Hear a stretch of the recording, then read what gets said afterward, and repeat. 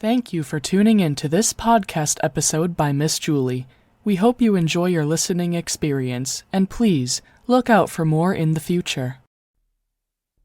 The driving force. When I think of all the things we want to attain in life, the topic usually falls to money, fast cars, and a fancy lifestyle. For men, this may mean a lot of romantic partners.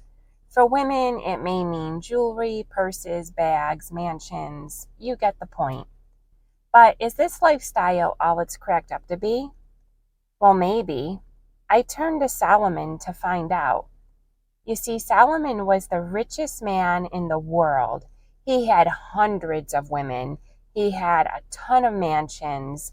And he had what we would consider in today's world to be like a fleet of the fastest cars. Solomon didn't really mess around.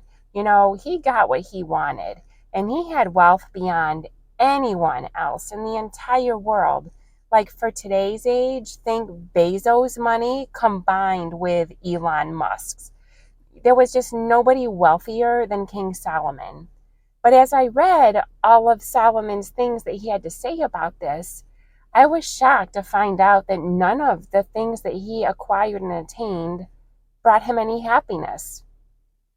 It gave him experiences, and because he was so smart, he started to realize that all of the things that he acquired was really just stuff.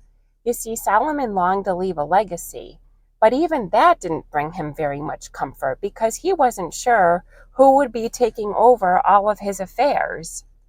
It was just like, oh my gosh, was this man happy about anything? So the further I read, I saw that, he was a thinker, and he was a very wise one at that. And he began to realize serving others was what brought the most joy, and helping victims, giving people who really needed help, was helping Solomon feel the most fulfilled. And we can find all of this in Ecclesiastes, especially in chapter 4. You see, Solomon began to understand serving God and being a help in our world is what was best for the human heart and mind. He made it very clear that gathering wealth and having a fancy home is not a bad thing. What matters most is the driving force behind the wealth. Who did you have to harm in order to get rich? This was kind of where Solomon was going with his teachings. What Solomon teaches is, make money in an honest way, where your conscience is not harmed, nor are people. If you can find ways to earn money, doing good things in our world and making our world a better place, this is where your joy and your sense of fulfillment is really going to come into play. So you'll be able to sleep well at night, knowing that we're all making a good difference in our world.